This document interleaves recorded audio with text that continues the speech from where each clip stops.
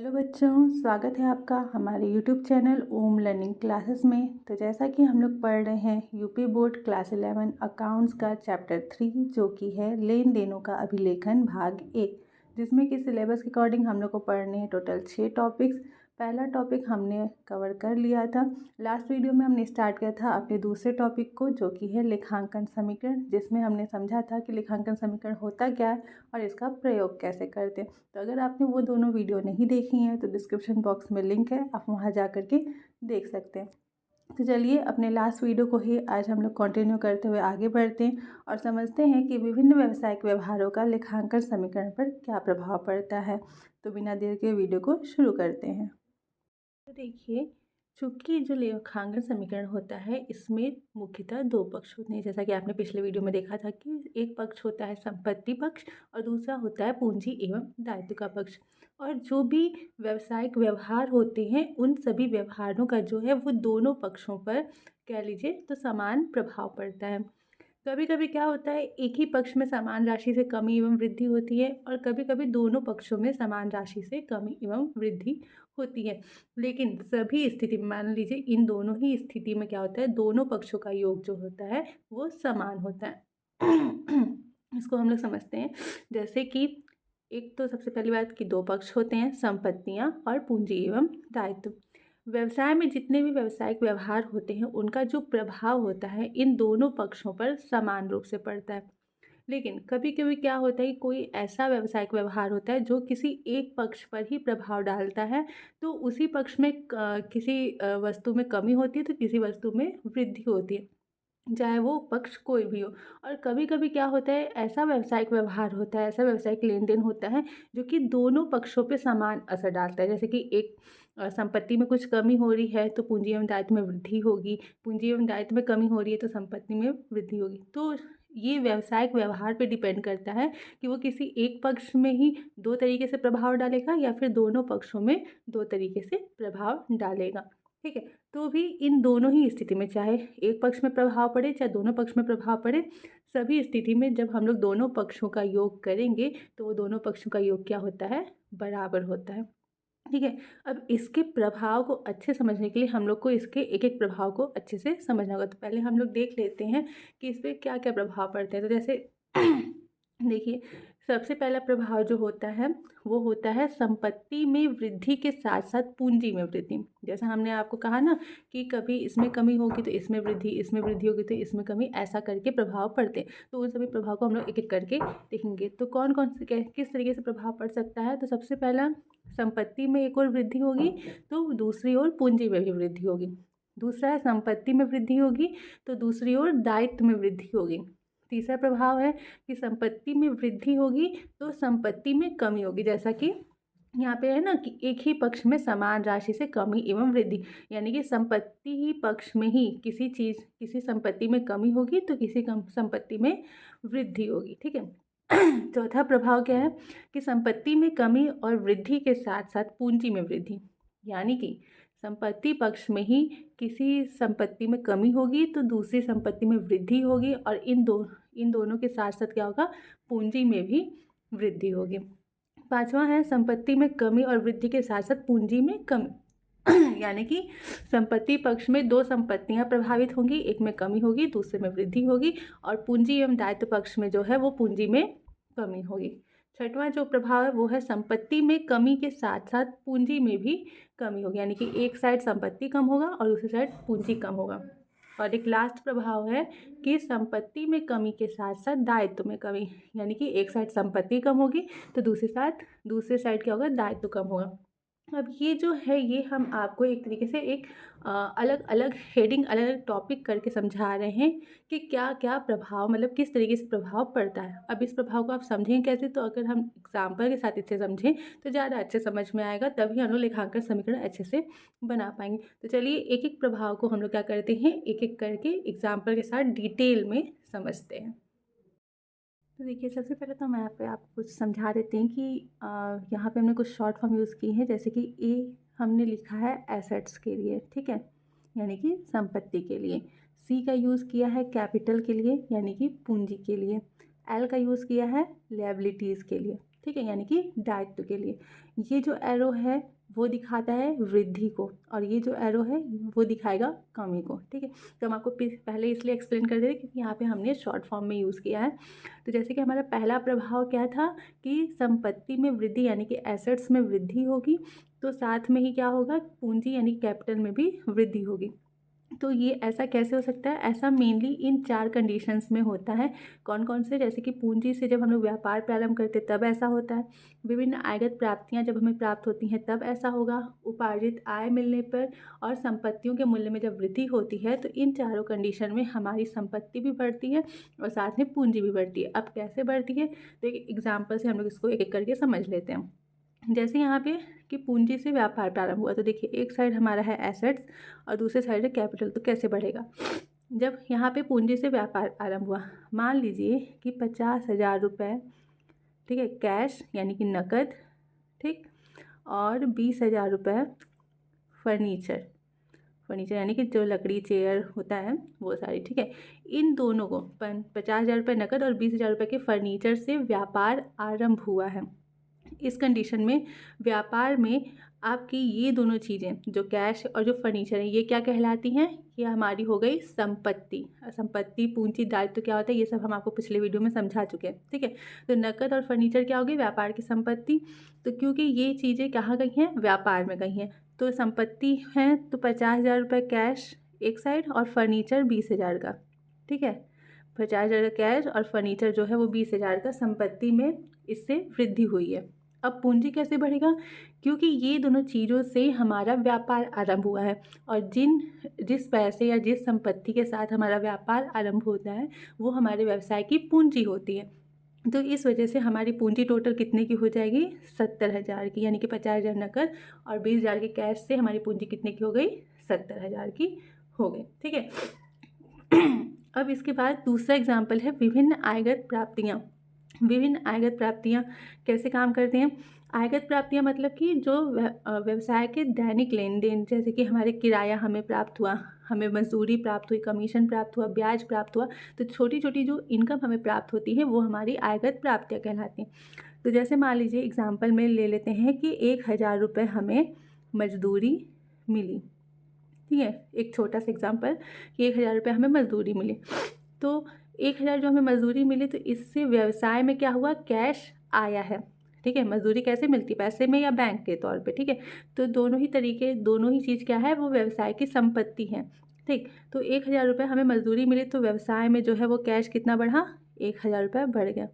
अब क्योंकि ये जो 1,000 रुपये व्यवसाय में आया है तो ये पूंजी में जाके जुड़ जाएगा। ठीक है, व्यवसाय में जितनी भी आयगत प्राप्तियां हमें प्राप्त होती हैं वो तो हमारी एसेट साइड में कैश या फिर बैंक को बढ़ाएंगे ही, साथ में क्या होगा कि वो कैपिटल में जोड़ी जाएंगे। तो कैपिटल में भी 1,000 की वृद्धि हो गई। ठीक, इस तरीके से ये दूसरा एग्जाम्पल था। अब यहाँ पे मजदूरी के अलावा और भी कोई चीज़ें हो सकती हैं, तो जो भी हमें आयगत प्राप्ति प्राप्त होगी वो हमारे एसेट साइड में कैश या फिर बैंक में उससे वृद्धि होगा, और कैपिटल में हम लोग उसको ऐड करके दिखाते हैं। फिर है उपार्जित आय। उपार्जित आय क्या होती है? ऐसी आय जो हमने कमा ली है लेकिन हमें मिली नहीं है। जैसे कि अगर हमने किसी को अपना जो है मान लीजिए कोई रूम दिया है 1,000 रुपया पर महीने पे, ठीक है, तो साल के अंत में कितना हो गया? 12,000 रुपये हमें उस जो है रूम का 12,000 रुपये हमें मिलना चाहिए। लेकिन जो रेंट पे जिन्होंने लिया है वो अभी तक हमें पैसा नहीं दिए, वो अभी हमें देंगे। ठीक है, वो अभी हमें बाद में वो किराया का पैसा देंगे। तो हमने क्या हुआ है कि वो पैसा हमारा ही है लेकिन अभी हमें मिला नहीं है, तो वो हो गया उपार्जित आय। तो इस कंडीशन में हम लोग क्या करते हैं? एसेट साइड में जैसे मान लीजिए कि 1,200 रुपये कमीशन के, मान लीजिए, यानी कि कमीशन अभी हमें मिलना, बाकी कमीशन हमने कमा लिया, कैश में हमें नहीं मिला है 1,200 रुपये, तो ये 1,200 कमीशन क्या है? उपार्जित है। ठीक है, उपार्जित है। तो इस उपार्जित कमीशन को, क्योंकि ये हमारा ही है, अभी हमें मिलेगा, तो इसको हम लोग एसेट साइड में एक्रूड, ठीक है, एक्रूड यानी कि उपार्जित कमीशन करके दिखाएंगे। कितना दिखाएंगे? 1,200 रुपये। और ये जो है, ये जो 1,200 रुपये, क्योंकि ये हमारी ही आय है और ये हमें जब मिलेगी तो किस में जाएगा? कैपिटल में, तो इसलिए इसको पहले से ही कैपिटल में ऐड करके दिखाया जाता है। ठीक है, इस उपार्जित आय से हमारी कैपिटल बढ़ती है। और लास्ट है संपत्ति के मूल्य में वृद्धि। तो जैसे मान लीजिए हमारी जो कोई संपत्ति थी, जैसे मान लीजिए भवन है, स्टार्टिंग में भवन 10 लाख का था, ठीक है, ठीक है। कुछ साल बाद भवन में 2 लाख रुपए की वृद्धि हुई। जैसे होता है ना कि ज़मीन का रेट बढ़ गया, वहाँ के मकान का रेट बढ़ गया, तो जैसे 2 लाख की वृद्धि हुई तो हमारा भवन कितने का हो गया? 12 लाख का। ठीक, भवन क्या है? व्यवसाय की संपत्ति है। तो 2 लाख रुपए से व्यवसाय में जो भवन है यानी कि जो बिल्डिंग है उसकी वैल्यू तो कितने से बढ़ी? 2 लाख से बढ़ी, 2 लाख रुपए से बढ़ गई। अब तो ये जो 2 लाख रुपए का भवन है वो व्यवसाय के लिए पूंजी का ही कार्य कर रहा है, ठीक है। भवन व्यवसाय की ही ना पूंजी हुई एक तरीके से, क्योंकि उसी भवन में आप जो है वो अपना व्यवसाय चला रहे हैं। अगर व्यवसाय नहीं भी चला रहे तो वो व्यवसाय का है तो वो पूंजी ही बढ़ेगा उससे। तो 2 लाख रुपए से क्या हुआ? यहाँ पे हम लोग कैपिटल में 2 लाख रुपए ऐड करके दिखा देंगे, ठीक है। तो ये चार प्रायः ये चार जो है स्थितियाँ होती हैं जिसमें कि हमारा एसेट भी बढ़ता है और कैपिटल भी। अब जो दूसरा प्रभाव वो क्या है? एसेट्स में वृद्धि के साथ साथ क्या होगा? लायबिलिटीज़ यानी कि दायित्व में भी वृद्धि होगी। अब ऐसा जो है वो मेनली इन तीनों कंडीशंस में होता है। जैसे पहला है ऋण लेना, उधार क्रय और अग्रिम या अनुपार्जित आय जब हमें मिलती है तो इन तीनों कंडीशन में हमारी एसेट्स के साथ साथ लायबिलिटी बढ़ती है। अब इसको एग्जांपल समझ लीजिए। जैसे पहला है ऋण लेना, ठीक है। जैसे मान लीजिए कि आपने बैंक से ऋण लिया, ठीक है। बैंक ऋण लिया 1 लाख रुपए का, ठीक है। अब एक साइड आपका हो गया लायबिलिटीज़, एक साइड हो गया एसेट्स, ठीक है। अब आपने बैंक से लोन लिया है 1 लाख रुपए का, तो 1 लाख रुपए आपके व्यवसाय में आया होगा, ठीक है। कैसे? कैश के रूप में या फिर बैंक में ही आपके जो होगा क्रेडिट हो गया होगा, तो ठीक है। तो 1 लाख रुपया आपके संपत्ति के रूप में आपके व्यापार में आया है, चाहे कैश के रूप में चाहे बैंक के रूप में, ठीक है। इन दोनों में से किसी के रूप में आया होगा तो वो आपकी संपत्ति हुई। तो 1 लाख रुपये आपके व्यवसाय में आया, जिससे कि एसेट्स क्या हो गया? बढ़ गया। दायित्व तो कैसे बढ़ेगा? आपने जो लोन लिया है इस लोन को आपको वापस चुकाना है, ठीक है। लोन जो है वो हमें वापस करना होता है ना, तो ये हमारा क्या हो गया? दायित्व तो हो गया। तो इस वजह से इस 1 लाख रुपए से, बैंक लोन से हमारा दायित्व भी 1 लाख रुपए से क्या हो गया? बढ़ गया, ठीक। दूसरा है उधार क्रय। अब मान लीजिए आपने 50,000 रुपये का माल जो है, 50,000 रुपये का माल जो है वो किस उधार खरीदा है, ठीक है। किसी भी व्यक्ति से खरीदा, उधार खरीदा है 50,000 का। तो ये जो 50,000 का माल है, ये जो माल है ये व्यवसाय की संपत्ति होती है, यानी कि जो स्टॉक है वो व्यवसाय की संपत्ति है। तो ये 50,000 का जो माल है वो आपके व्यवसाय में आया स्टॉक के रूप में, ठीक है। तो आपकी संपत्ति क्या हुई? बढ़ गई। अब ये 50,000 का माल जो है जिससे हमने उधार लिया है वो हमारे क्या हो गए? लेनदार हो गए, ठीक है। उन्हें हमें क्या करना है? पैसा वापस करना होगा ना, मतलब कि पैसा चुकाना होगा ना, ये 50,000 रुपये। तो हमारे इस 50,000 का जो हमने माल उधार खरीदा इससे हमारे लेनदार कितने के हो गए? 50,000 के। अब उन लेनदारों को हमें 50,000 रुपये बाद में देना है, तो हमारा दायित्व यानी कि लायबिलिटी क्या हो गया? बढ़ गया। कितने रुपए से? 50,000 रुपये से, ठीक है। तो इस तरीके से दायित्व के साथ साथ संपत्ति में भी वृद्धि हुई। और लास्ट है अग्रिम या अनुपार्जित आय। अग्रिम या अनुपार्जित आय का मतलब होता है कि हमें जो पेमेंट है वो एडवांस में मिल गया। जैसे मान लीजिए कि हमें एडवांस में कमीशन मिल गया है, हमें सब पहले से ही जो है वो ब्याज मिल गया है। तो जैसे मान लीजिए 1,000 रुपये अग्रिम कमीशन हमें मिला, ठीक है। 1,000 रुपये का अग्रिम कमीशन। तो अग्रिम कमीशन जैसे कि एडवांस में, अभी हमने इस कमीशन के लिए काम नहीं किया है, हमें पहले से ही कमीशन मिल गया है। तो ये 1,000 रुपये हमें कैश या बैंक के थ्रू मिला होगा, तो हमारी संपत्ति इस 1,000 रुपये से बढ़ गई। कैसे? कैश या बैंक में हमें ये 1,000 रुपये प्राप्त हुए होंगे, ठीक। तो एसेट बढ़ गया। दायित्व तो कैसे बढ़ेगा? ये जो 1,000 हमें कमीशन मिला है एडवांस में, इसके लिए अभी हमें काम करना है, ठीक है। तो ये हमारा दायित्व है कि हमें इस 1,000 के कमीशन जो हमें मिला उसके लिए काम करना है, तो 1,000 रुपये से हमारा दायित्व भी बढ़ गया, ठीक है। तो ये 3 कंडीशन थी जो मेन थी जिससे कि हमारी संपत्ति के साथ साथ दायित्व में भी वृद्धि होती है।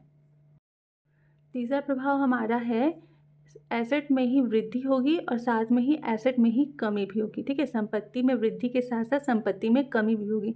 तो ऐसा ये मेनली 3 इन अवस्थाओं में होता है। कौन कौन सा? या तो नकद क्रय करेंगे तब होगा, पूर्वदत्त व्यय के टाइम पे होता है, और या फिर बैंक में से, जब बैंक में हम लोग या तो पैसा जमा कर रहे हैं या फिर बैंक में से पैसा निकाल रहे हैं, तो उस कंडीशन में जो है वो हमारा संपत्ति कम और ज़्यादा हो सकता है। आइए इसको हम लोग एग्जाम्पल से और क्लियर कर लेते हैं। जैसे नकद क्रय, ठीक है। जैसे मान लीजिए आपने 10,000 रुपये का जो है नकद माल खरीदा, ठीक है। नकद माल खरीदा, अब क्या है, संपत्ति में ही कमी होगी, संपत्ति में ही वृद्धि होगी। आपके पास है एसेट्स, इसमें क्या हो रहा है, 10,000 का आपने नकद माल खरीदा, तो 10,000 रुपये आपने क्या किए होंगे, सबसे पहले मान लीजिए 10,000 का आपको माल मिला, ठीक है, तो आपका जो व्यवसाय का स्टॉक है, ठीक है, वो 10,000 रुपये के माल से क्या हो जाएगा, बढ़ जाएगा। तो सबसे पहले क्या हुआ, स्टॉक में वृद्धि हुई, कितने की, 10,000 की। 10,000 का माल आपके व्यवसाय में आया। अब आपने नकद खरीदा है, तो 10,000 रुपये आपने पेमेंट किया होगा, ठीक है, आपने पेमेंट किया होगा, तो आपके व्यवसाय से जो कैश है या फिर बैंक है, इन दोनों में से ही, चाहे आपने कैश के थ्रू किया होगा तो कैश, और बैंक के थ्रू किया होगा तो बैंक में से 10,000 रुपये क्या हो गए होंगे, कम हो गए होंगे, ठीक है। माल आपने खरीदा तो 10,000 का माल अंदर आया तो स्टॉक बढ़ गया, और 10,000 रुपये कैश या बैंक के थ्रू बाहर गए तो एसेट क्या हो गया, कम हो गया। दूसरा है पूर्वदत्त व्यय। पूर्वदत्त व्यय ऐसे व्यय होते हैं जो हमने पहले से ही पेमेंट कर दिए हैं। जैसे मान लीजिए अगले साल हमें 1,000 रुपये का किसी चीज़ का भुगतान करना है, वो भुगतान हमने अभी ही कर दिया है, ठीक है। जैसे मान लीजिए कि 1,200 रुपये पूर्वदत्त किराया, ठीक है, हमें 1,200 रुपये किराया का देना था अगले महीने में या फिर अगले साल, और हमने अभी ही दे दिया। इस कंडीशन में ये जो 1,200 रुपये हमने दिया तो वो कैश या बैंक के थ्रू हम लोग दिए होंगे, ठीक है। तो इस वजह से 1,200 रुपये से क्या हुआ होगा, कैश या फिर बैंक का अमाउंट हमारे 1,200 से कम हो गया होगा। जबकि इस 1,200 रुपये को जो पूर्वदत्त किराया हमारा है, इसको ये एक तरीके से हमारी संपत्ति हुई, क्योंकि हम पहले से पेमेंट कर चुके हैं और हमें अब आगे पेमेंट नहीं करना, तो इसको हम लोग एक संपत्ति के तौर पे ही दिखाते हैं। तो एसेट साइड में हम लोग डालेंगे, अलग से एक लिखेंगे प्रीपेड रेंट का एक अकाउंट ओपन करके दिखाएंगे, प्रीपेड रेंट अलग से दिखाएंगे 1,200 रुपये एसेट साइड में, ठीक है। कैश में से तो ये 1,200 कम हो जाएगा, और प्रीपेड रेंट करके हम लोग 1,200 रुपये अलग से एसेट साइड में दिखाएंगे, जिससे कि हमारा एसेट का वैल्यू क्या हो रहा है, बढ़ रहा है। तो एक और बढ़ रहा है, प्रीपेड रेंट हम लोग अलग से 1,200 दिखा रहे हैं, और एक और कैश और बैंक में से कम हो रहा है, ठीक है। देखिए ये परिस्थिति पे डिपेंड करेगा कि कैश आपने किया है तो कैश कम होगा, बैंक से आपने किया तो बैंक कम होगा, ठीक। तीसरा है बैंक में जमा या फिर निकासी।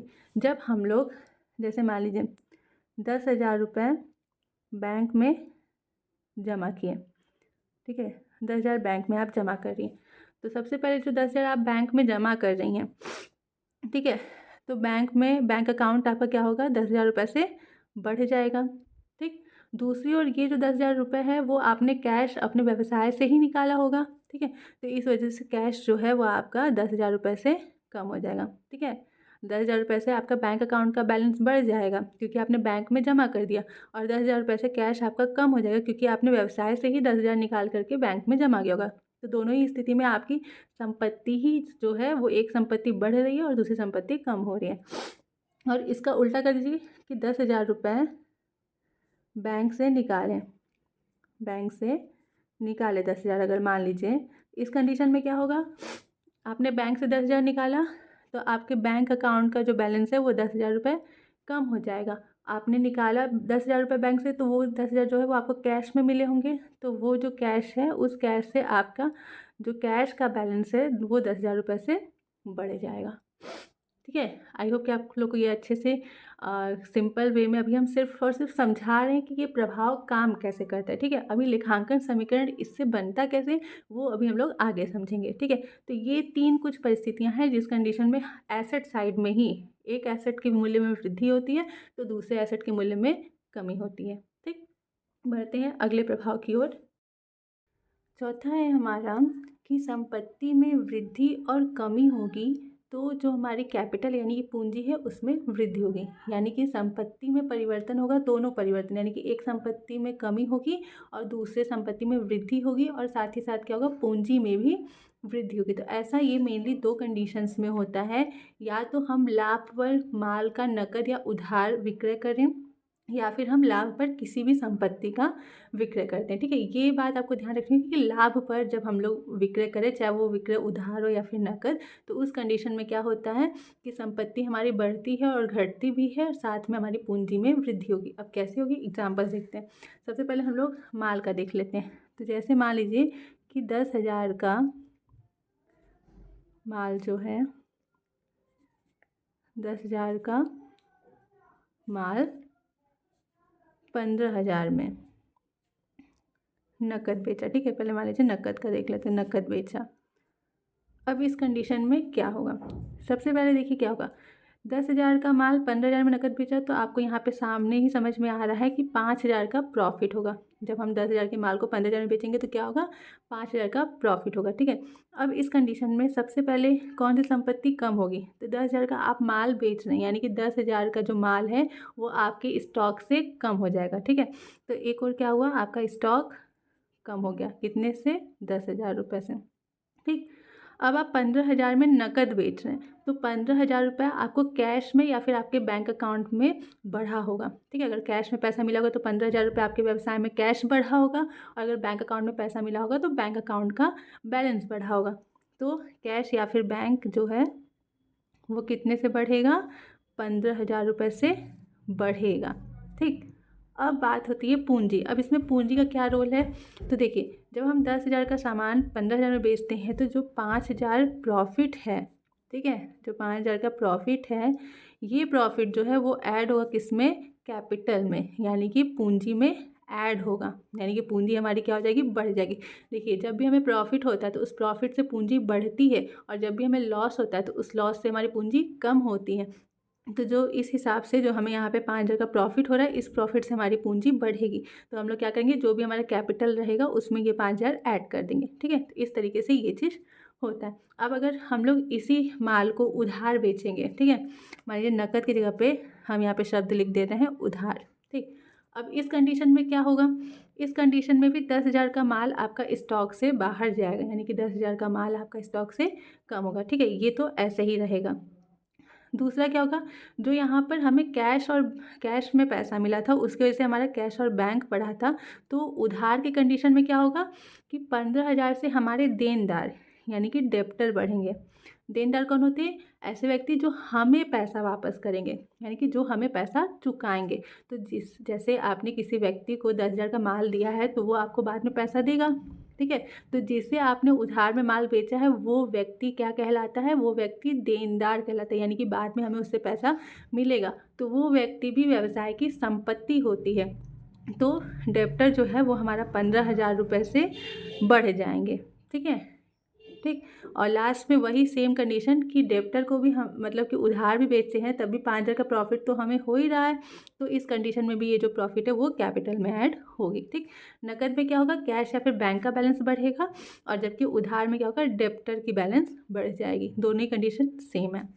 और दूसरा जैसे है कि लाभ पर किसी संपत्ति का विक्रय, तो सेम वही, माल भी जो होती है वो संपत्ति होती है। अब आप माल की जगह पे फर्नीचर मान लीजिए रख लीजिए, ठीक है, फर्नीचर रख लीजिए कि 10,000 का फर्नीचर 15,000 में बेचा, तो स्टॉक की जगह पे क्या कम होगा, फर्नीचर की वैल्यू कम हो जाएगी, यानी कि आपके पास जितने का फर्नीचर है वो फर्नीचर 10,000 रुपये से कम हो जाएगा।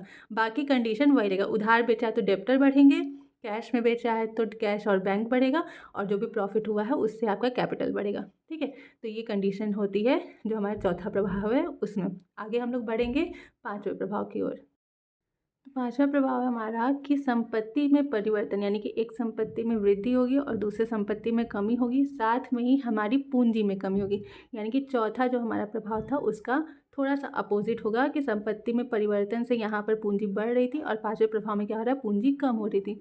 ऐसा कब होता है, तो ऐसा ये मेनली 3 कंडीशंस में होता है। या तो हमें बट्टे पर पूर्ण भुगतान प्राप्त हो, बट्टे पर पूर्ण भुगतान प्राप्त होने का मतलब क्या हुआ कि जैसे आपको मिलने वाला था 1,500 रुपये, ठीक है, आपको किसी चीज़ का पेमेंट 1,500 मिलने वाला था, सामने वाले ने आपको 1,400 1,450 रुपये ही दिए, 50 रुपये उसने बोला कि अरे भैया जान लीजिए 50 रुपये और क्या लेंगे, 1,450 में पेमेंट आप कंप्लीट कर दीजिए। तो 50 रुपये जो आपने छूट दिया उसको, वो क्या हो गया, बट्टा हो गया।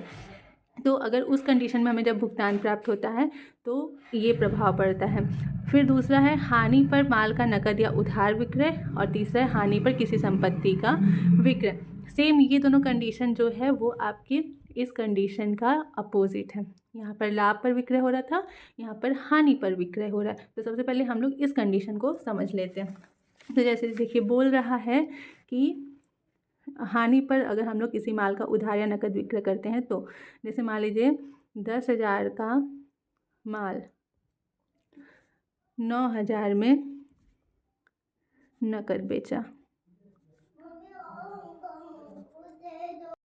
तो देखिए इस कंडीशन में भी क्या है कि आप देख सकते हैं कि 10,000 का माल 9,000 में बेच रहे हैं, यानी कि साफ साफ हमें पता चल रहा है कि यहाँ पे क्या हो रही है, हानि हो रही है। कितने की हानि हो रही है? 1,000 रुपये की हानि हो रही है। ठीक है, तो अब इस कंडीशन में क्या होगा, तो सबसे पहले क्या होगा कि 10,000 का माल आप बेच रहे हैं, तो आपका स्टॉक जो है वो 10,000 से क्या हो जाएगा, कम हो जाएगा। ठीक है, 10,000 से स्टॉक आपका कम हो गया, एक संपत्ति आपकी कम हो गई।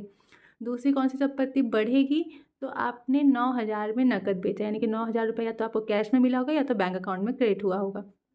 तो कैश या फिर बैंक जो है वो 9,000 रुपये से बढ़ गया होगा। ठीक, तो ये हो गई हमारी संपत्ति, जिसमें से कि एक संपत्ति घटी है और दूसरी संपत्ति बढ़ी है।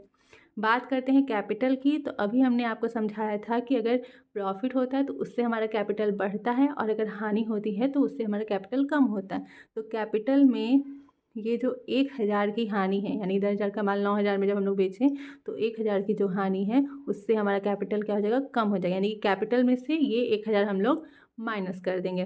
ठीक, अब उसके बाद यही सेम कंडीशन अगर हम लोग कर लेते हैं नकद की जगह पे उधार में। ठीक है, तो भी यही कंडीशन रहेगी, स्टॉक आपका वैसे का वैसा ही रहेगा, कम होगा।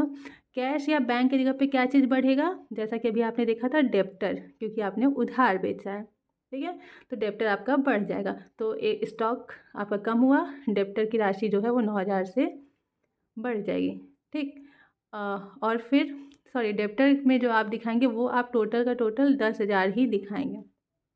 ठीक, सॉरी थोड़ा कन्फ्यूज़न हो गया था, डेप्टर में हमारा 9,000 ही हम लोग दिखाएंगे। ठीक है, 9,000 रुपये से हमारे डेप्टर की राशि जो है वो क्या हो जाएगी, बढ़ जाएगी। ठीक है, तो स्टॉक आपका कम हुआ, डेप्टर की राशि बढ़ गई और जो 1,000 रुपये की हानि है वो एज यूजुअल कैपिटल में से कम की जाएगी। ठीक है, तो ये हो गया। अब वही दूसरा क्या बोला था, संपत्ति, तो वही मान लीजिए फिर से यहाँ पे आपने कोई मशीन बेची, तो 10,000 की मशीन को आपने 9,000 में बेचा, तो यहाँ पे जो स्टॉक आपका कम हुआ था वो यहाँ पे मशीन का प्राइस कम हो जाएगा, यानी कि 10,000 की मशीन आपकी इस व्यवसाय में से कम हो गई। तो मशीन यानी एक संपत्ति आपकी कम हो गई, बढ़ेगा क्या, अगर आपने मशीन को नकद में बेचा है तो कैश और बैंक बढ़ेगा, अगर आपने उधार बेचा था तो डेटर बढ़ेंगे और कैपिटल में से जो है वो 1,000 रुपये वैसे का वैसा ही माइनस किया जाएगा। ठीक है, तो ये दोनों कंडीशन थी जब हम हानि पर अपने माल या फिर किसी भी संपत्ति को उधार बेचें या फिर नकद बेचें, उस कंडीशन में ऐसा होता है। और पहला क्या प्रभाव था, मतलब पहला एग्जाम्पल क्या था कि अगर बट्टे पर पूर्ण भुगतान प्राप्त होगा तब भी संपत्ति में परिवर्तन के साथ साथ पूंजी में कमी आएगी। अब बट्टे पर पूर्ण भुगतान का मतलब क्या हुआ, जैसे मान लीजिए कि आपको 1,500 रुपये मिलने वाले थे, ठीक, 1,500 के पूर्ण भुगतान में 1,450 प्राप्त हुए, यानी कि मिलने वाला था आपका 1,500 और आपको मिला कितना, 1,450। तो इस हिसाब से जो 50 रुपये का डिफरेंस है इसे हम लोग मान के चलते हैं कि वो हमने डिस्काउंट दिया है। ठीक है, तो डिस्काउंट दिया तो इस यहाँ पे क्या होगा, सबसे पहले कि 1,500 के पूर्ण भुगतान में हमें कितना प्राप्त हुआ, 1,450 रुपये प्राप्त हुआ। तो या तो ये कैश में प्राप्त हुआ होगा या फिर बैंक अकाउंट में प्राप्त हुआ होगा। ठीक, कितना प्राप्त हुआ, 1,450 रुपये। तो कैश या फिर बैंक अकाउंट हमारे जो है वो बढ़ गया होगा कितने से, 1,450 रुपये से। अब ये पैसा जिसने हमें दिया है वो हमारा डेटर यानी कि देनदार रहा होगा। ठीक है, तो जब देनदार हमें पेमेंट कर देगा, ठीक है, देनदार कौन होता है, जो हमें पेमेंट अभी करने वाला है। ठीक है, तो जब देनदार हमें अपने जितने का भी वो देनदार है उतना पेमेंट कर देगा तो फिर तो वो हमारे लिए देनदार रहा नहीं।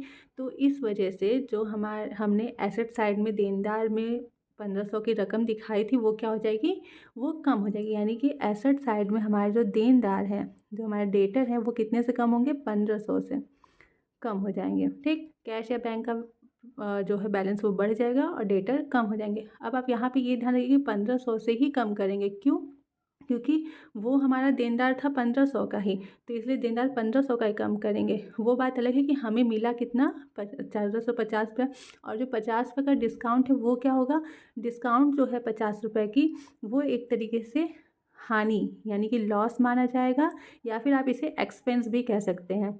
ठीक है। व्यवसाय के लिए ये जो 50 रुपये का एक तरीके से लॉस हुआ ना, जब आपको 1500 मिलने वाला था और आपको मिला 1450, तो 50 रुपये जो आपको कम मिला वो एक तरीके से आपका लॉस हो गया।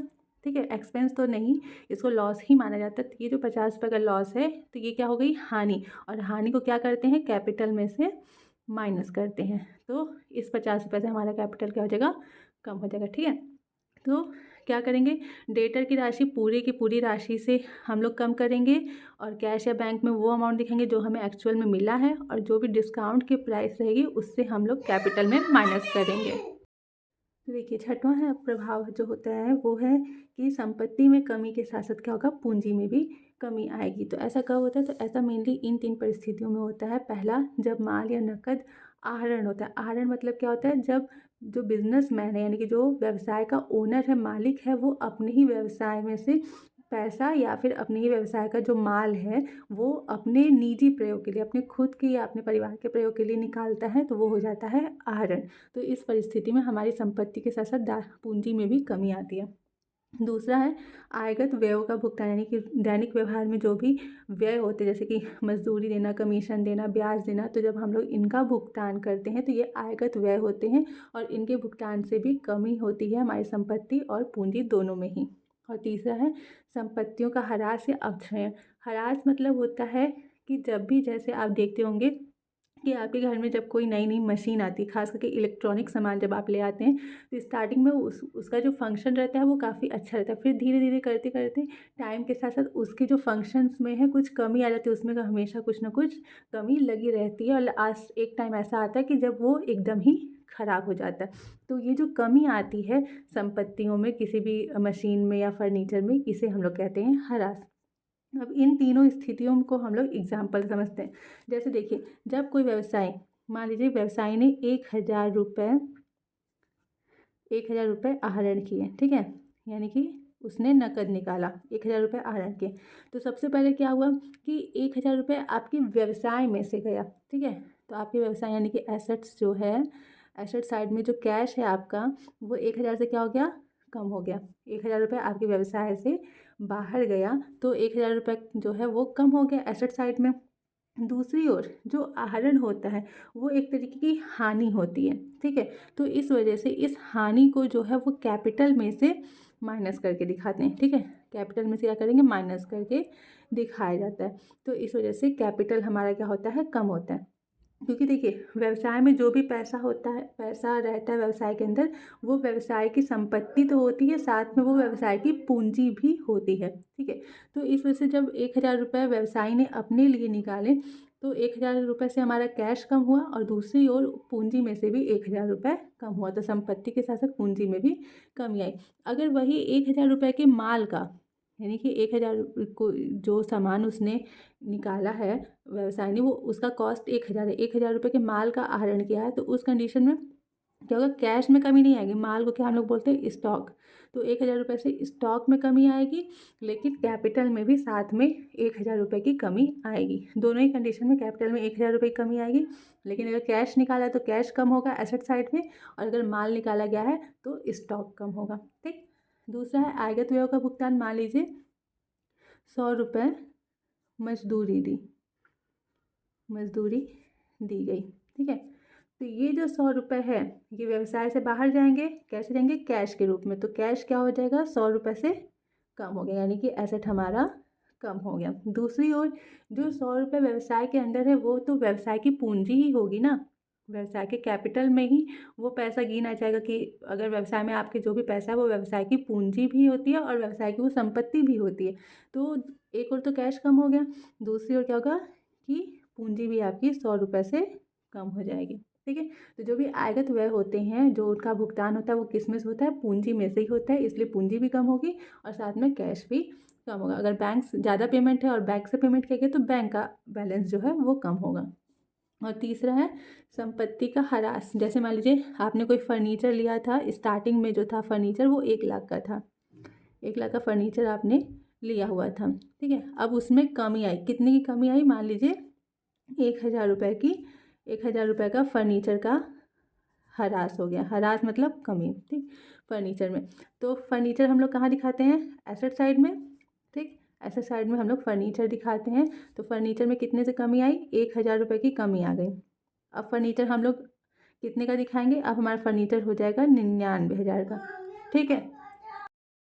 तो एक और तो फर्नीचर यानी कि हमारे एसेट में 1,000 रुपये की कमी आई। अब क्योंकि ये फर्नीचर जो है ये व्यवसाय की संपत्ति तो है ही, साथ में ये पूंजी के रूप में भी व्यवसाय में कार्यरत है, तो इस वजह से कैपिटल में से भी हम लोग क्या करेंगे, 1,000 रुपये माइनस करके दिखाएंगे, जिस वजह से कैपिटल हमारा क्या होगा, कम हो जाएगा, ठीक है। संपत्ति के मूल्य में जब कमी आती है तो कैपिटल के मूल्य में भी कमी आएगी। ओके, तो ये था हमारा 6th प्रभाव। अब आगे बढ़ते हैं, हमारा है 7th है कि संपत्ति में कमी के साथ साथ क्या होगा, दायित्वों में भी कमी आई है, ठीक है। एक और संपत्ति कम होगी, दूसरी ओर दायित्व कम होगा। तो ऐसा कब होगा, जब ऋण या फिर लेनदारों का हम लोग भुगतान करेंगे तब होगा। इसको एग्जाम्पल से देख लेते हैं। तो देखिए, जैसे कि मान लीजिए हमने 1,00,000 रुपए का, ठीक है, 1,00,000 रुपए का बैंक लोन लिया था, ठीक है, बैंक ऋण या फिर बैंक लोन लिया था। अब इसका हम लोग भुगतान करें यानी कि पेमेंट वापस कर दे रहे हैं। तो सबसे पहले जब हमने बैंक ऋण लिया होगा तो ये हमारे दायित्व साइड में हमने इसको दिखाएगा, लायबिलिटी साइड में। क्यों, क्योंकि हमारा दायित्व हो गया कि हमको अब इसको पेमेंट करना है, ठीक है। तो 1,00,000 रुपये से हमारा लायबिलिटी साइड में हम लोग क्या किए होंगे, बैंक लोन दिखाए होंगे। अब जब इसका हम लोग पेमेंट कर देंगे तो जो हमारा बैंक लोन है वो 1,00,000 रुपये से कम हो जाएगा, ठीक है। और बैंक लोन कहाँ हम लोग दिखाते हैं, दायित्व साइड में यानी कि लायबिलिटी साइड में। तो लायबिलिटी हमारी 1,00,000 रुपये से क्या हो गई, कम हो गई, ठीक। तो ये हो गई दायित्व में कमी। अब ये 1,00,000 रुपये आपने पेमेंट किया होगा, तो या तो आपने कैश में पेमेंट किया होगा या तो आपने बैंक से पेमेंट किया होगा। तो ये 1,00,000 रुपये आपके व्यवसाय से बाहर गया होगा, तो आपके व्यवसाय में भी तो 1,00,000 रुपये की कमी होगी, चाहे कैश की कमी हो जाएगी चाहे बैंक की कमी हो जाएगी। तो एक साइड आपका दायित्व यानी कि लायबिलिटी कम हो रहा है क्योंकि आपने बैंक लोन का भुगतान कर दिया। और कैसे कर रहे हैं, तो कैश से करेंगे या फिर बैंक से करेंगे, तो उस दूसरे साइड क्या होगा, एसेट साइड में कैश या फिर बैंक का जो बैलेंस है वो भी कम होगा। फिर है लेनदारों का, अगर हम लोग भुगतान कर रहे हैं तो भी वही सेम कंडीशन। लेनदार कौन होते हैं, जिनसे हमने उधार माल खरीदा होता है, ठीक है। जब हमने माल उधार खरीदा तो मान लीजिए 50,000 का उधार माल खरीदा था, जब हमने 50,000 का उधार माल खरीदा रहा होगा, उधार माल खरीदा, तो उस टाइम जो हमारे लेनदार बने होंगे वो कितने के बने होंगे, क्रेडिटर्स को हम लोग क्या बोलते हैं, लेनदार, कितने के बने होंगे, 50,000 रुपये के। और क्रेडिटर्स का हमें पेमेंट करना होता है, इस वजह से ये हम लोग किस साइड इसको दिखाएंगे, लायबिलिटी में, यानी कि दायित्व के रूप में हम लोग लेनदार का लेखा जो है वो हम लोग किए होंगे, ठीक है। तो अब जब हम लोग इन लेनदारों का, इन क्रेडिटर्स का भुगतान कर देंगे तो हमारे लेनदार का जो बैलेंस है वो 50,000 रुपये से क्या हो जाएगा, कम, यानी कि हमारा दायित्व जो है वो 50,000 रुपये से कम हो जाएगा। अब इनका भुगतान भी हम लोग कैश में किए होंगे या बैंक से किए होंगे, तो एसेट साइड में हमारे कैश या फिर बैंक का वैल्यू भी जो है वो 50,000 से कम हो जाएगा, ठीक है। तो ये था कि जब हमारी एक साइड हमारी संपत्ति कम होगी तो दूसरी साइड हमारा दायित्व भी कम होगा, ठीक है। तो ये सारे जो हमारे प्रभाव हमने आपको बताया, ये मेन प्रभाव थे, जो कि टोटल 7 प्रभाव होते हैं, ठीक है। अब यहाँ पे कुछ 2-3 प्रभाव हम अलग से लिखे हैं, जो कि किस हेडिंग अलग से दे करके समझाने में फालतू में आपका हेडिंग बढ़ेगा, तो हम इसको आपको अलग से बता दे रहे हैं। जैसे है कि लेनदारों का बट्टे पर जब हम लोग भुगतान करते हैं, उस कंडीशन में क्या होता है कि एक और तो एसेट हमारी कम होती है, दूसरी ओर लायबिलिटी भी कम होती है, लेकिन तीसरा फंक्शन यहाँ पे हो जाता है कि हमारी कैपिटल बढ़ जाती है। अब इन सबको अलग अलग हेडिंग करके बताते हैं, इससे अच्छा ये एक एक पॉइंट थे, इसलिए हम इनको आपको अलग से एक एक करके ऐसे ही बता दे रहे हैं। तो लेनदारों का जब हम लोग बट्टे पर भुगतान करते हैं तो कैसे ये काम होता है, इसे भी हम लोग देख लेते हैं। जैसे मान लीजिए कि हमें 50,000 रुपये, 50,000 के पूर्ण भुगतान में 49,970 रुपये दिए, ठीक। 50,000 का हमें भुगतान देना था। अब जाहिर सी बात है, हम जिसको भुगतान देंगे वो हमारा क्या कहलाएगा, लेनदार कहलाएगा, ठीक है। तो 50,000 का हमें भुगतान देना था, जिसमें कि हमने 49,970 रुपये जो है वो दिए हैं, यानी कि 30 रुपये कम दिया है। तो ये 30 रुपये क्या कहलाएगा, डिस्काउंट, यानी कि बट्टा कहलाएगा। तो इस कंडीशन में सबसे पहले तो क्योंकि आप 49,970 रुपये दे रहे हैं, ठीक, तो एसेट साइड में आपका कैश जो है या फिर बैंक जो है वो 49,970 रुपये से कम हो गया, ठीक। दूसरा, आपको 50,000 का भुगतान करना था। किसको करना था? क्रेडिटर्स को। क्रेडिटर किस साइड कैसे हम लोग दिखाते हैं? लायबिलिटी के रूप में, यानी कि दायित्व के रूप में दिखाते हैं क्रेडिटर्स को। तो लायबिलिटी साइड में जो हमारे क्रेडिटर्स रहे होंगे 50,000 के, वो क्या हो जाएंगे? कम हो जाएंगे। क्यों? क्योंकि हम लोग उनका भुगतान कर दिए हैं, ठीक। तो ये हो गया एसेट साइड, एसेट कम होगा, लायबिलिटी कम होगी। कैपिटल जो है वो क्या हो जाएगा? हमारा बढ़ जाएगा। तो कैपिटल कैसे बढ़ेगा? देखिए, 30 रुपये हमें पेमेंट करना था 50,000 रुपये, जिसमें कि हमने दिया 49,970 रुपये, यानी कि 30 रुपये का एक तरीके से हमें क्या हो गया? प्रॉफिट हो गया। हमें 30 रुपये कम देना पड़ा ना, तो वो क्या हो गया? हमारे लिए प्रॉफिट हो गया। और प्रॉफिट क्या होता है? कैपिटल में हम लोग प्रॉफिट को ऐड करते हैं, तो इस वजह से हमारा कैपिटल क्या हो जाएगा? कितने रुपये से? 30 रुपये से बढ़ जाएगा। तो हो गया ना, एसेट आपका कम हो जाएगा, लायबिलिटी कम हो जाएगी और कैपिटल बढ़ जाएगा। फिर हमारा है दूसरा है अदत्त व्यय। जब कोई व्यय अदत्त होता है उस कंडीशन में एक और कैपिटल कम होता है और दूसरी ओर लायबिलिटी बढ़ती है। देखिए, आपने लेखांकन समीकरण में देखा होगा कि पूंजी और दायित्व यानी कि कैपिटल और लायबिलिटी एक ही साइड में रहती हैं। तो ये एक ही साइड में ये दो प्रभाव पड़ेंगे अदत्त व्यय के टाइम पे कि कैपिटल कम होगा और लायबिलिटी बढ़ेगी। कैसे? तो देखिए, जैसे मान लीजिए 5,000 रुपये अदत्त वेतन। अब सबसे पहले तो ये समझिए अदत्त व्यय होता क्या है। अदत्त व्यय ऐसे व्यय होते हैं जिनका पेमेंट हमें करना है, लेकिन अभी हमने किया नहीं है, हमें उसको बाद में ज़रूर से पेमेंट करना है। जैसे कि हम किसी मकान में रह रहे हैं, उसका हमें किराया जो महीना जो है वो पूरा हो गया है, हमें महीने के आखिरी में यानी कि 30 तारीख को उसका किराया का पेमेंट करना है। 30 तारीख बीत भी गई है लेकिन हमने अभी पेमेंट नहीं किया है, तो ये हमारा हो गया अदत्त व्यय। तो उसी तरीके से यहाँ पे 5,000 रुपये अदत्त वेतन, यानी कि हमें 5,000 रुपये अदत्त वेतन जो है वो देना है, लेकिन अभी हमने दिया नहीं है, यानी कि अभी हम बाद में क्या करेंगे? देंगे। तो क्योंकि अभी हमें इस 5,000 रुपये का पेमेंट करना है, तो पेमेंट करना है तो ये हमारे लिए क्या हो गया? दायित्व, यानी कि लायबिलिटी हो गई। तो लायबिलिटी जो है वो हमारी 5,000 रुपये से क्या हो जाएगी? बढ़ जाएगी, ठीक है। अब क्योंकि इसका भुगतान हमें करना है आगे चल के, तो इस वजह से हम लोग क्या करते हैं? कैपिटल में से पहले ही अदत्त वेतन को माइनस करके दिखाते हैं, जिस वजह से हमारा कैपिटल क्या हो जाएगा? कम हो जाएगा।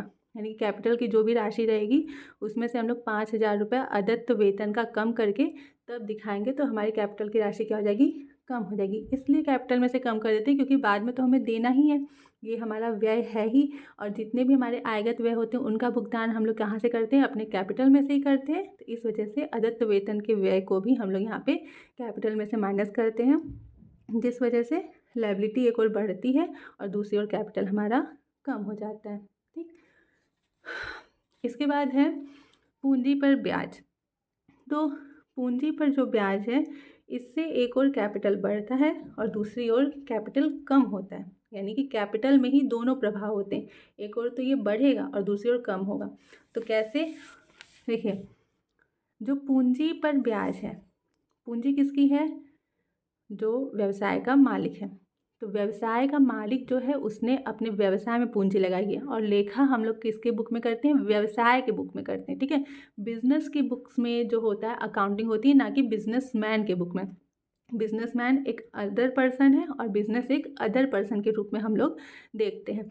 तो बिजनेस में पूंजी लगी है, ठीक है, तो पूंजी पर ब्याज किसको जाएगा? ये बिजनेस है, बिजनेस में पूंजी लगी है और ये बिजनेसमैन है। पूंजी किसने लगाया? बिजनेसमैन ने लगाया। किसमें? बिजनेस ने, ठीक है। तो ब्याज जो है, जो ब्याज है वो बिजनेस जो है वो किसको देगा? अपने ओनर को, यानी कि जिसने भी व्यवसाय में पूंजी लगाई है उसको ब्याज क्या होगा? वो दिया जाएगा। तो क्योंकि हम लोग बिजनेस के बुक्स में लेखा करते हैं तो ये ब्याज क्या हो गया? एक तरीके का व्यय हो गया, ठीक है। बिजनेस के लिए एक तरीके से ये खर्चा हो गया कि उसको किसी को ब्याज देना पड़ा। तो इस वजह से कैपिटल क्या होगा? अब ये ब्याज का जो पेमेंट होगा वो किस में से होगा? पूंजी के पैसे में से ही होगा। तो इस वजह से पूंजी क्या हो जाएगी? कम हो जाएगी। और दूसरी ओर क्योंकि जो पूंजी पर ब्याज मिला होता है, सॉरी क्या हो गया, जो पूंजी पर ब्याज मिला होता है उसे पूंजी में ही ऐड किया जाता है। यानी कि जो बिजनेसमैन होता है वो अपनी जो उसको जो पूंजी पर ब्याज मिला है वो उस ब्याज को निकालता नहीं है, वो क्या करता है व्यवसाय में ही रहने देता है कि जिसकी वजह से वो जो ब्याज है वो दोबारा जाके कैपिटल में ही क्या हो जाता है ऐड हो जाता है। तो इस वजह से जब पूंजी पर ब्याज बिजनेस देता है तो उस वजह से कैपिटल में से उस ब्याज को पहले माइनस करते हैं और फिर वो ब्याज बिजनेस में ही रहने के कारण पूंजी को बढ़ाता है, इस वजह से बाद में उसको ऐड कर देते हैं। यानी कि जैसे मान लीजिए 2,000 रुपये पूंजी पर ब्याज है, ठीक है, तो क्या करेंगे, मान लीजिए कैपिटल हमारा है 50,000, तो हम लोग पहले करेंगे 2,000 रुपये ऐड कर देंगे क्योंकि ये पूंजी पर ब्याज से क्या होगा हमारी पूंजी बढ़ गई। और फिर क्या करेंगे, क्योंकि ये व्यय है व्यवसाय के लिए इसलिए माइनस कर देंगे, तो ले दे करके हमारी पूंजी 50,000 की 50,000 ही रहेगी। ठीक, कोई फ़र्क नहीं पड़ेगा। बट अगर क्वेश्चन में अधिकतर आता है कि पूंजी पर ब्याज इतना है, लेखांकन समीकरण बनाइए, तो उस कंडीशन में आपको ये पता होना चाहिए। सेम वैसे ही है, लास्ट है आहरण पर ब्याज। आहरण पर ब्याज से भी क्या होता है, कैपिटल कम होता है और एक और कैपिटल बढ़ता है। तो आहरण जो है वो पूंजी में से ही किया जाता है, ठीक है, पूंजी में से ही आहरण किया जाता है। तो यहाँ पे क्या है, ये जो बिजनेसमैन है वो बिजनेस को ब्याज देगा, तो बिजनेस के लिए क्या हो गया, प्रॉफिट हो गया, तो प्रॉफिट कैपिटल में ऐड हो जाएगा, ठीक है। तो ब्याज को हम लोग कैपिटल में ऐड कर देंगे। अब क्योंकि बिजनेसमैन ही बिजनेस को दे रहा है तो बिजनेस तो बिजनेसमैन का ही है, तो इस वजह से वो उसके लिए हानि भी होती है, तो इस वजह से कैपिटल में से उस ब्याज को माइनस भी करते हैं। तो अगर आहरण पर ब्याज है तो भी सेम यही कंडीशन होगी कि पहले हम लोग माइनस करेंगे और फिर उसके बाद उस ब्याज को ऐड करके दिखाएंगे, ठीक। तो ये कुछ हमारे जो थे व्यावसायिक व्यवहारों के जो प्रभाव हमारे लेखांकन समीकरण पर पड़ते हैं उनके बारे में हम लोगों ने एकदम डिटेल में हमने आपको समझाया है। मुझे तो लगता है कि आपको शायद कहीं पे कोई दिक्कत डाउट नहीं होनी चाहिए, बट फिर भी अगर ऐसा रहता है तो आप हमसे पूछ सकते हैं। और ये जो हमने आपको ये प्रभाव इसलिए इतना डिटेल में समझा है क्योंकि इन्हीं के आधार पे हमें आगे ये समझना है कि लेखांकन समीकरण हम लोग कैसे बनाएंगे। फिर उसके बाद लेखांकन समीकरण से हमें चिट्ठा बनाना होता है, तो वो भी हमें अभी देखना है कि वो कैसे बनता है। तो जब तक आप इन प्रभावों को नहीं समझेंगे कि कौन सी व्यवहार का किस पर, कौन सी मद का संपत्ति पर प्रभाव पड़ता है, कौन सी मद का दायित्व पर प्रभाव पड़ता है और कैसा प्रभाव पड़ता है, तो तब तक आप जो है वो लेखांकन समीकरण नहीं बना पाएंगे।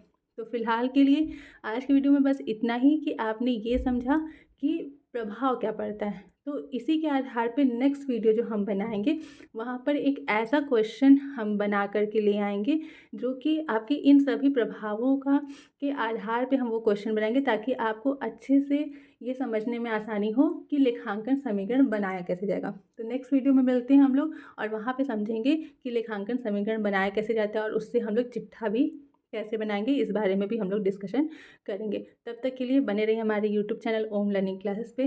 Thank you.